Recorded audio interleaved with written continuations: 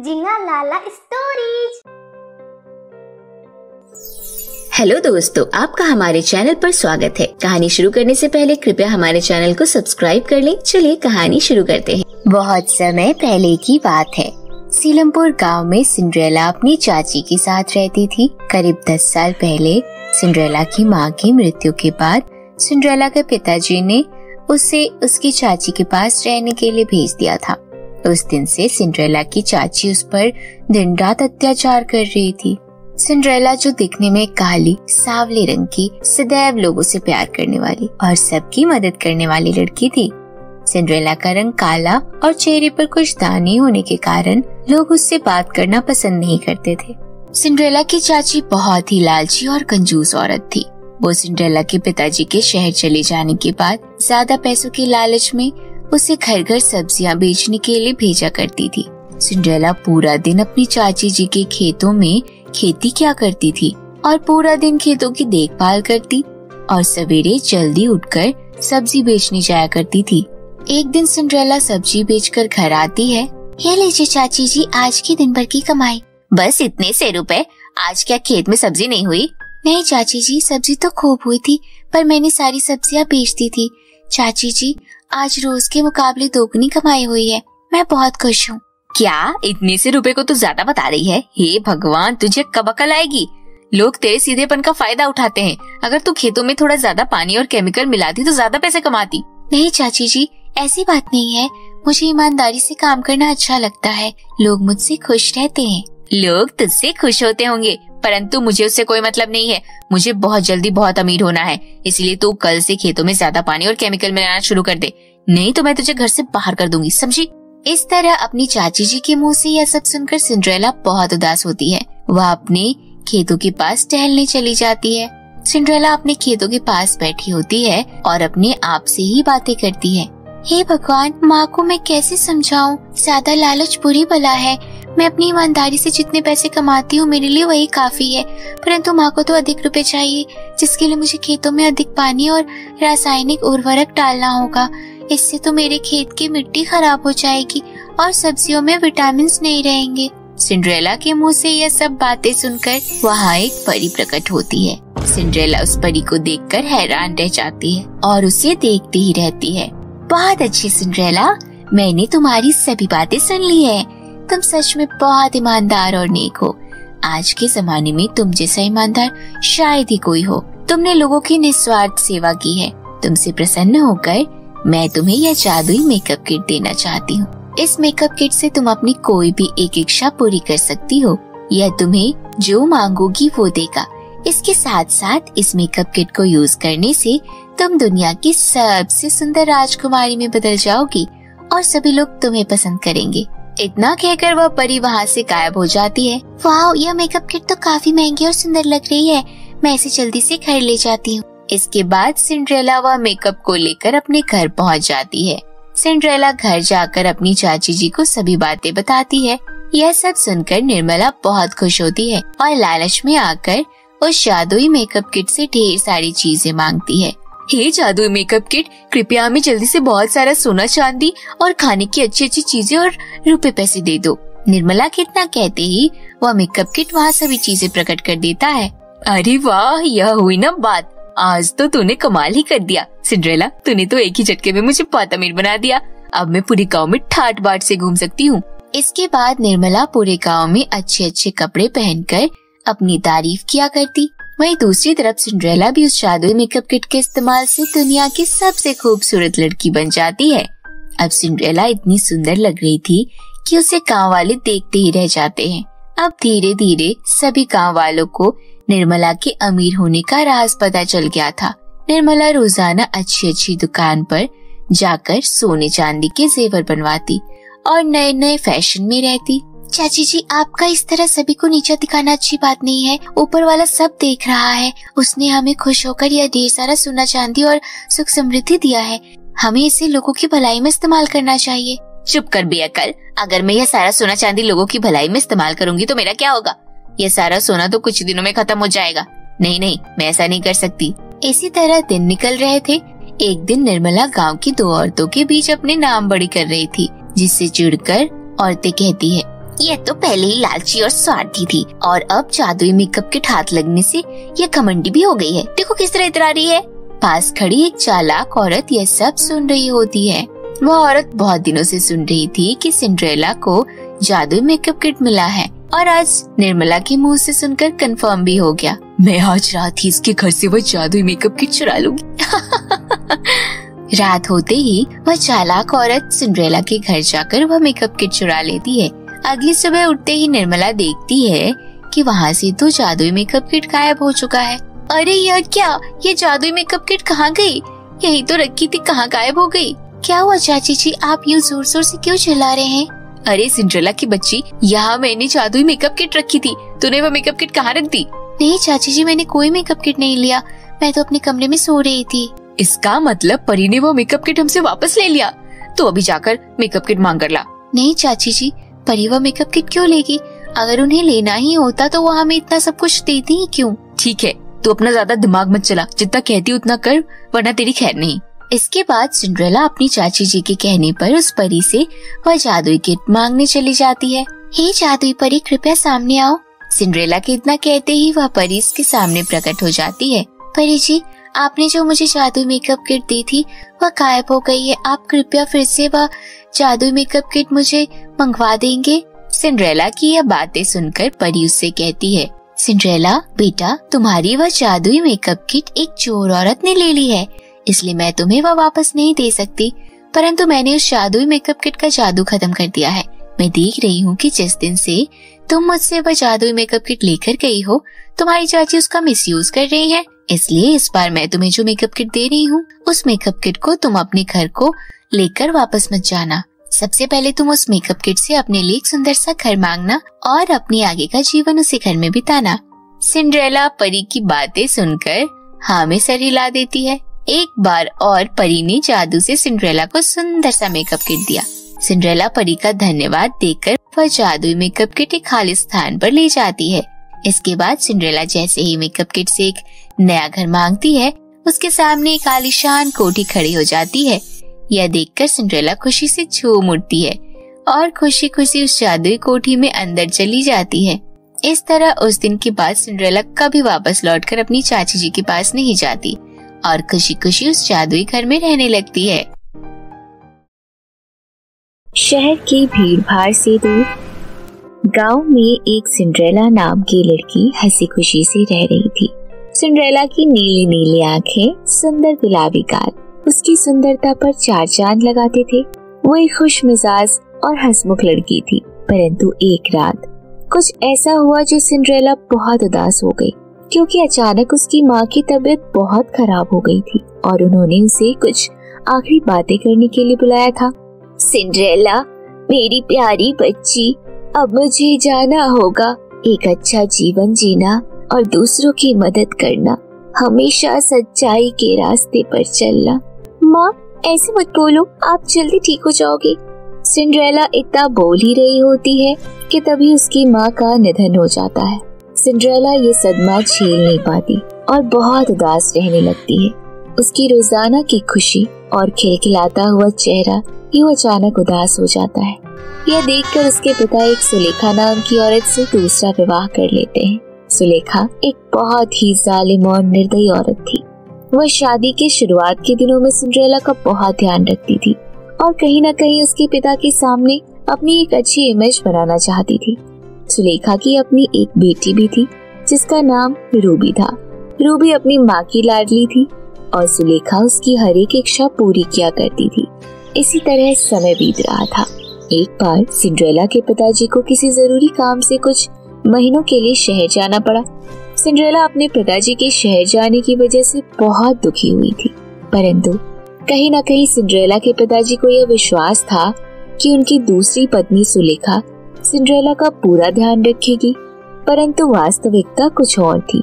Cinderella के पिता के जाते ही सुलेखा ने अपना असली रूप दिखाना शुरू कर दिया। सुलेखा ने सिंड्रेला को गायों के तबेले में रहने के लिए जगह दे दी। साथ ही साथ उसने सिंड्रेला के सभी सुंदर कपड़े उससे छीन लिए और पुराने कपड़ों में आने को कहा, आज से तुझे घर के सारे काम करने पड़ेंगे, इसलिए तुम्हें सुंदर कपड़े पहनने की जरूरत नहीं है। मेरी बात ध्यान से सुन, रोज सवेरे जल्दी उठकर पूरे घर की साफ सफाई, मेरी इकलौती बेटी के लिए नाश्ता तैयार करना होगा। एक भी दिन अगर इस काम में देरी हुई तो तेरा इस घर में रहना बंद, समझी? उस दिन के बाद सिंड्रेला ने घर के सभी काम करने शुरू कर दिए। वह रोज सुबह उठकर झाड़ू पोछा करती और जैसे तैसे रूबी के लिए नाश्ता तैयार करती। क्योंकि सिंड्रेला शुरू से ही अपनी माँ की लाडली थी, इसलिए उसे घर के कामकाज नहीं आते थे, जिस वजह से शुरुआत में सिंड्रेला को बहुत दिक्कतों का सामना करना पड़ा। जबकि दूसरी तरफ सुलेखा की इकलौती बेटी रूबी को घर के एक भी काम नहीं करने पड़ते। वह बस बिस्तर पर पड़े पड़े खाती रहती थी और कूड़ा करती थी। रूबी सिंड्रेला की सुंदरता से बहुत जलती थी और हमेशा उसका बुरा ही चाहती थी। सुबह से शाम तक घर के काम करने की वजह से सिंड्रेला की हालत बहुत गंदी होती जा रही थी और उसमें से पसीने की बदबू भी आती थी। सिंड्रेला, तुमने कभी अपनी शक्ल आईने में देखी है?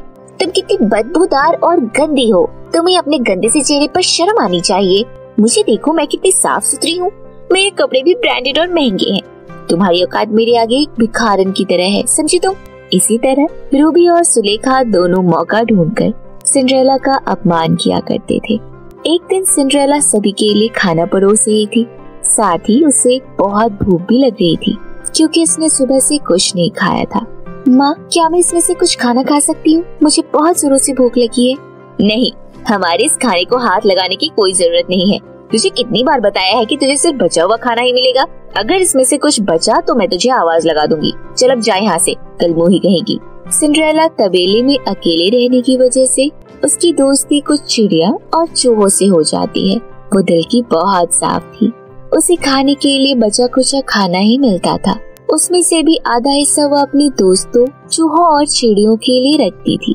खाओ प्यारे चूहों, मुझे पता है तुम भी मेरी तरह भूखे और प्यासे होगे और फिर तुमसे तो कोई पूछने वाला भी नहीं है। इसी तरह एक दिन मोहल्ले में राजा का एक सैनिक आता है और घोषणा करता है, सुनो सुनो सुनो, राजा ने अपने बेटे के 18वें जन्मदिन पर एक पार्टी का आयोजन किया है।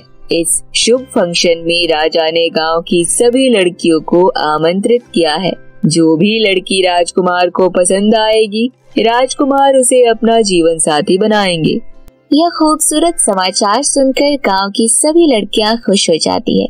सिंड्रेला भी यह सुनकर बहुत खुश होती है, परंतु वह जानती थी कि उसकी सौतेली माँ उसे कभी इस फंक्शन में जाने नहीं देगी। सिंड्रेला सारी हिम्मत जुटाकर फिर भी एक बार पूछने की कोशिश करती है, माँ, क्या मैं पार्टी में जाने के लिए तैयार हो सकती हूँ? क्या तुम पार्टी में जाना चाहती हो? राजा ने सुंदर और आकर्षक लड़कियों को बुलाया है। उन्हें किसी काम वाले की जरूरत नहीं है, परंतु फिर भी अगर तुम जाना चाहती हो तो तुम्हें मेरी बेटी रूबी के लिए एक सुंदर सा गाउन सिलना होगा। उसके बाद ही मैं तुम्हें जाने की परमिशन दूंगी। सिंड्रेला अपनी माँ की इस बात से बहुत खुश थी क्योंकि आखिरकार सुलेखा ने उसे पार्टी में जाने की इजाजत दे दी थी। वह जल्दी से अपने तबेले में जाकर रूबी के लिए एक सुंदर सा गाउन सिलने की तैयारी करती है। सिंड्रेला रात भर जागकर रूबी के लिए गाउन सिलती है और आखिरकार सुबह होते होते एक सुंदर सा गाउन तैयार हो जाता है। ये लीजिए माँ, रूबी बहन के लिए मैंने यह गाउन तैयार कर दिया। वाओ, तुमने तो बहुत सुंदर गाउन तैयार किया है। रूबी अपने कमरे में ही होगी, तुम जल्दी से उसे तैयार कर दो। मेरी बेटी दुनिया की सबसे खूबसूरत और आकर्षक लड़कियों में लगनी चाहिए। सिंड्रेला अपनी माँ की एक और बात मानकर रूबी को तैयार करने में लग जाती है। अरे सिंड्रेला, तुम इतनी जल्दी में क्यों लग रही हो? जल्दी से मेरे बाल बना दो। हाँ रूबी, रुको, मैं अभी तुम्हें तैयार कर देती हूँ। सिंड्रेला रूबी को बहुत सुंदर से तैयार कर देती है।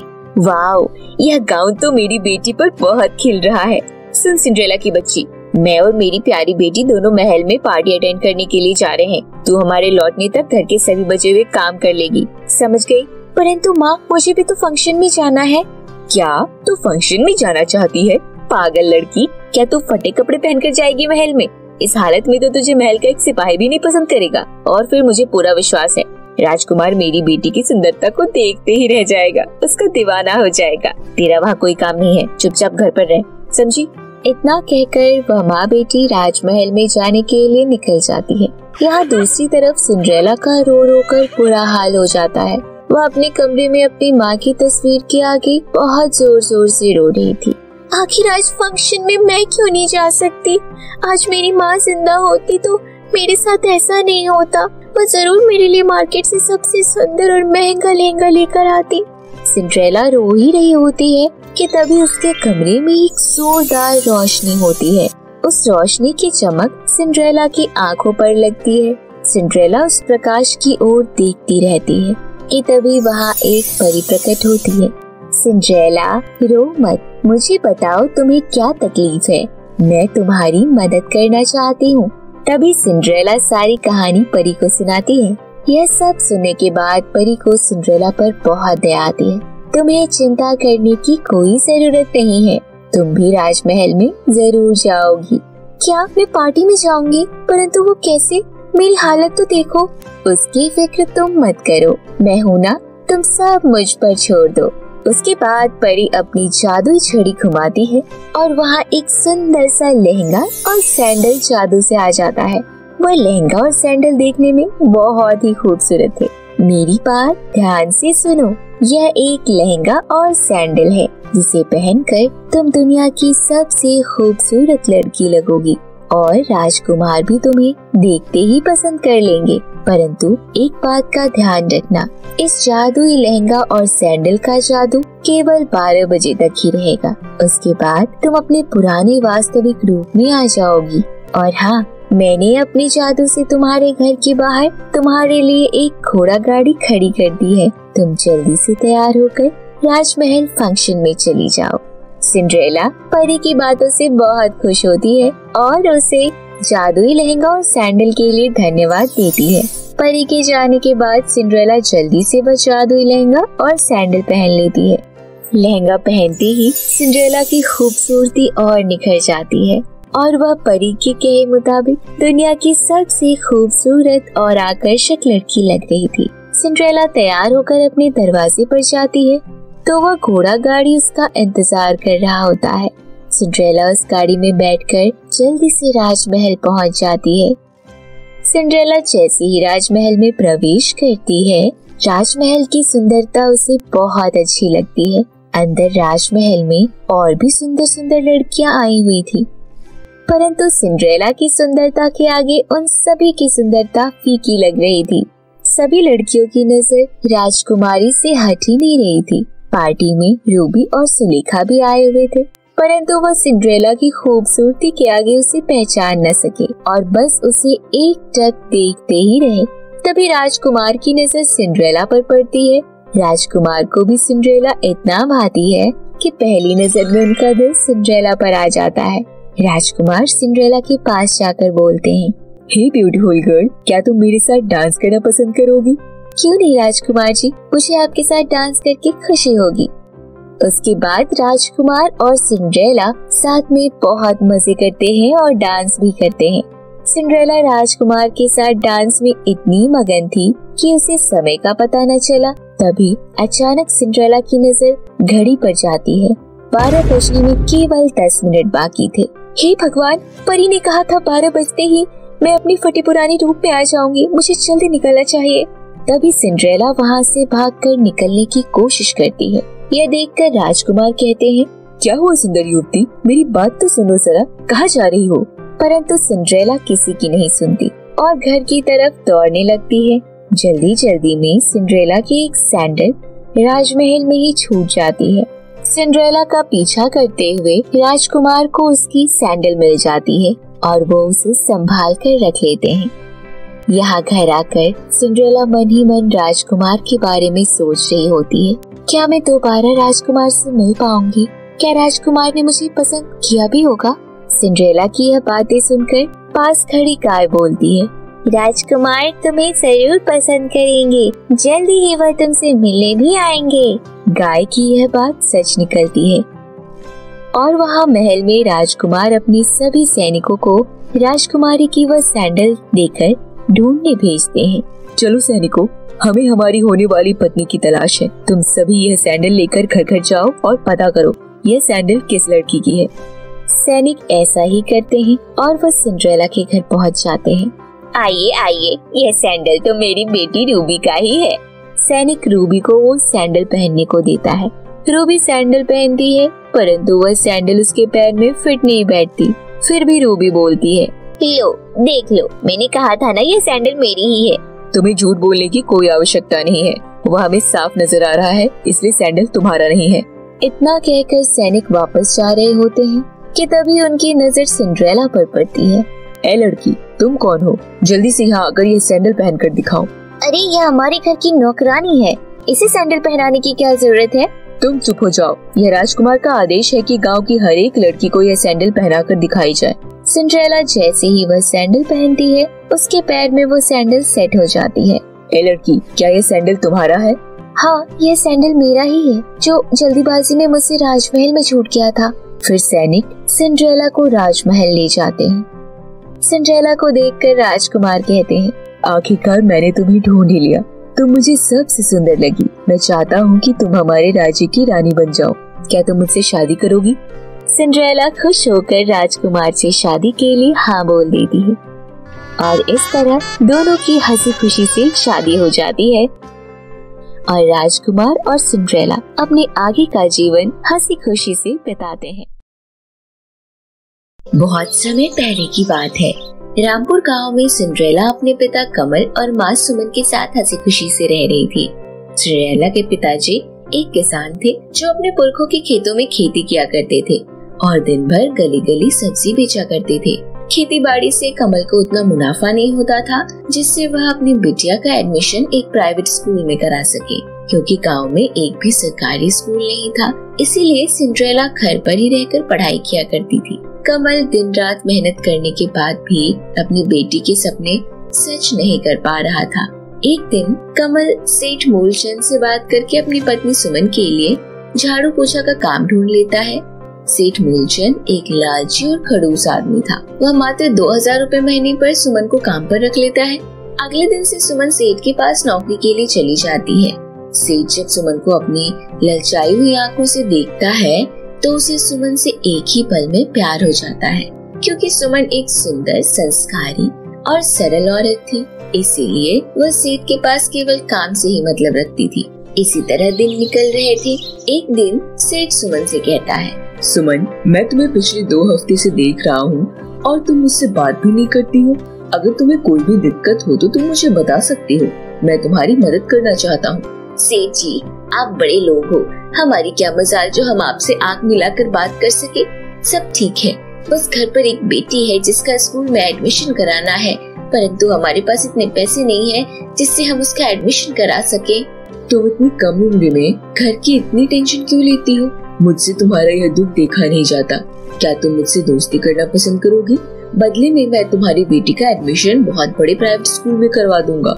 ये कैसी बेहुदा बातें कर रहे हो सेठ जी? मैं शादीशुदा हूँ और हमारे संस्कारों में किसी पुरुष से दोस्ती रखने की इजाजत नहीं होती। देख लो, मैं तो तुम्हारे भले की ही बात कर रहा था। तुम्हारे पास सोचने का पूरा टाइम है। जब भी तुम्हें मेरी जरूरत पड़े मुझे याद कर लेना। इतना कहकर सेठ वहाँ से चला जाता है। सुमन एक संस्कारी पतिव्रता महिला थी। वह अपना काम करके सीधा अपने घर चली जाती है। आज सुमन कुछ उदास बैठी थी। क्या बात है सुमन, क्या कोई बात हो गई क्या? आज तुम बहुत उदास नजर आ रही हो। नहीं सिंड्रेला के पापा, ऐसी कोई बात नहीं है, बस वह आज सेठ के यहाँ कुछ काम ज्यादा था जिस कारण मैं जरा थक गई हूँ। अरे भाग्यवान, अब हमारी बिटिया सिंड्रेला बड़ी हो गई है, वह घर का काम देख लिया करेगी। तुम घर पे आराम किया करो। और इस तरह रात होने पर सभी लोग सो जाते हैं, परंतु सुमन को नींद नहीं आ रही होती है, क्योंकि अब उसे सेठ की बातों से डर लगने लगा था। इसी तरह सुबह भी हो जाती है। कमल और सुमन दोनों अपने अपने कामों पर निकल जाते हैं। सुमन आज भी हमेशा के घर की साफ सफाई कर रही होती है। तभी सेठ उसके पास आता है और कहता है, Suman ji, very good morning. आपको देखकर अच्छा लगा। अब तुम यह घर की साफ सफाई मत किया करो। मुझे तुम्हारे कोमल हाथों को इतना काम करता देख बहुत बुरा लगता है। सेठ जी, आप मुझसे उम्र में बड़े हैं, कृपया अपनी तहजीब न भूलें। मैं आपको पहले भी बता चुकी हूँ कि मुझे आपसे दोस्ती करने का बिल्कुल भी शौक नहीं है। कल से मैं काम पर नहीं आऊंगी, कृपया मुझे काम करने दे। सेठ सुमन की बातें सुनकर गुस्से में आ जाता है और मन ही मन उससे बदला लेने की ठान लेता है। अगले दिन सुमन जब काम पर नहीं आती तो सेठ गुस्से से बेकाबू हो जाता है और वो मन ही मन सोचता है, ये सुमन अपने आप को कुछ ज्यादा ही बनने लगी है। लगता है मुझे इसकी अकल ठिकाने लगाने के लिए कुछ करना होगा। तभी सेठ के मन में कुछ प्लान आता है। और अपनी प्लान के मुताबिक कमल के खेतों में जाकर एक जहरीला सांप छोड़ देता है। कुछ ही पलों में सांप कमल के पैर में डस लेता है और सांप के जहर से कमल की मौके पर ही मृत्यु हो जाती है। शाम हो जाती है, परंतु जब कमल घर पर नहीं आता तो चिंता में आकर सुमन कमल को खेतों में देखने जाती है। खेत पर पहुंचकर वह देखती है कि कमल तो जमीन पर लेटा हुआ है और उसके पैरों से खून बह रहा है। ये क्या हो गया सिंड्रेला के पिताजी, आप इस तरह जमीन पर क्यों लेटे हुए हैं और आप मुझसे बात क्यों नहीं करते? इस तरह सुमन बहुत देर तक कमल को जगाने की कोशिश करती है, परंतु कमल की मृत्यु हो चुकी थी। यह देखकर सुमन बहुत तेज तेज रोने लगती है। सुमन किसी तरह कमल को अपने कंधों पर उठाकर घर ले आती है। सिंड्रेला भी अपने पिताजी का यह हाल देखकर बहुत रोती है। दोनों माँ बेटी रात भर कमल की मृत्यु के शोक में जागते हैं और सुबह होते ही सभी गाँव वालों को इकट्ठा करके कमल का अंतिम संस्कार कर देते हैं। सेठ यह बात अच्छी तरह से जानता था कि सुमन का पति अब कमल इस दुनिया में नहीं रहा है, फिर भी वह अनजान बनकर झूठे झूठे आंसू लेकर सुमन के घर पहुंच जाता है। मुझे ये सुनकर बहुत दुख हुआ कि कमल अब इस दुनिया में नहीं रहा।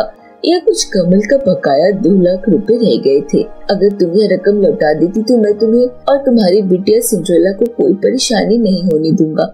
सेठ जी, मेरे पास तो इतने रुपए नहीं है, कृपया सिंड्रेला के पिताजी का यह 2 लाख रुपया बकाया माफ कर दीजिए।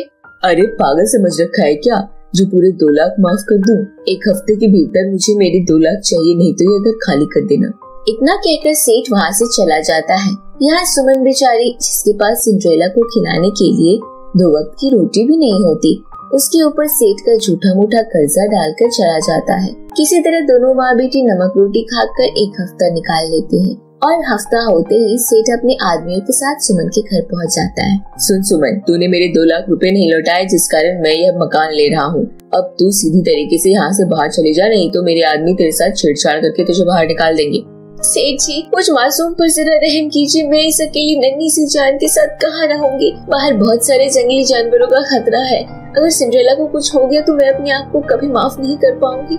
यह सब मुझे नहीं पता, जल्दी से मेरा यह घर खाली कर। और इस तरह सेठ के हजार सुनाने के बाद सुमन वहाँ से चली जाती है। दोनों माँ बेटियों के पास कोई सहारा नहीं होता। वे दोनों जंगल में एक पेड़ के नीचे बैठे होते हैं। हे भगवान, यह तेरा कैसा अनर्थ है। पहले तो तूने मेरे पति परमेश्वर को अपने पास बुला लिया और अब तूने हमारा वह घर लेकर भी हमें बेसहारा कर दिया। अगर आज मेरी प्यारी बेटी सिंड्रेला को कुछ हो गया तो मैं अपने आप को कभी माफ नहीं कर पाऊंगी और एक नदी में कूदकर अपनी जान दे दूंगी। सुमन भगवान से अपनी शिकायतें लगा ही रही होती है कि तभी वहाँ एक परी प्रकट होती है। सुमन, मैं टुनटुन परी हूँ, तुम्हें घबराने की कोई जरूरत नहीं है। सब परी लोग की परियां तुम्हारे साथ हैं। तुम हमारे साथ हमारी परी लोग चलो, हम तुम दोनों का बहुत अच्छे से ध्यान रखेंगे। और इस तरह परी उन्हें बादलों में उड़ाते हुए अपने साथ परी लोग ले जाती है। सुमन, सिंड्रेला, तुम्हारा हमारी परी लोग में बहुत स्वागत है।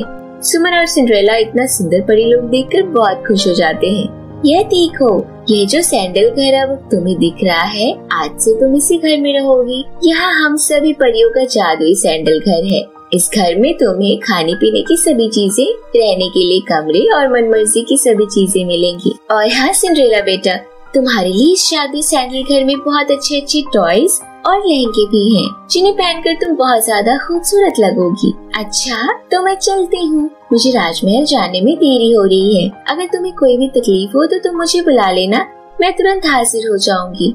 इतना कहकर परी वहाँ से चली जाती है। सिंड्रेला और सुमन जब उस जादुई सैंडल घर के अंदर जाते हैं तो देखते हैं कि वह जादुई सैंडल घर तो बहुत ही आलीशान और बड़ा है। परी के कहे मुताबिक उसमें बहुत सारे कमरे थे, अच्छे अच्छे सोफे, पहनने के लिए कपड़े और मेकअप का सामान भी रखा था।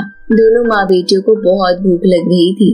वे दोनों जल्दी से एक टेबल पर बैठ जाती है और उस टेबल पर बैठते ही दोनों के सामने जादू से स्वादिष्ट खाना प्रकट हो जाता है। दोनों माँ बेटियाँ खाना खाने लगती है। खाना बहुत ही स्वादिष्ट था। दोनों को बहुत दिनों के बाद इतना स्वादिष्ट खाना मिला था। और इसी तरह सिंड्रेला और सुमन परी के जादुई सैंडल घर में अपने आगे की जिंदगी हंसी खुशी से बिताती है। तो मेरे प्यारे दोस्तों, कैसी लगी आपको मेरी यह कहानी, हमें कमेंट करके जरूर बताइएगा। और यदि कहानी अच्छी लगी हो तो इसे अपने दोस्तों के साथ जरूर शेयर करिएगा। तो फिर मिलती हूँ आपसे ऐसी ही किसी नई इंटरेस्टिंग मजेदार हिंदी कहानी के साथ।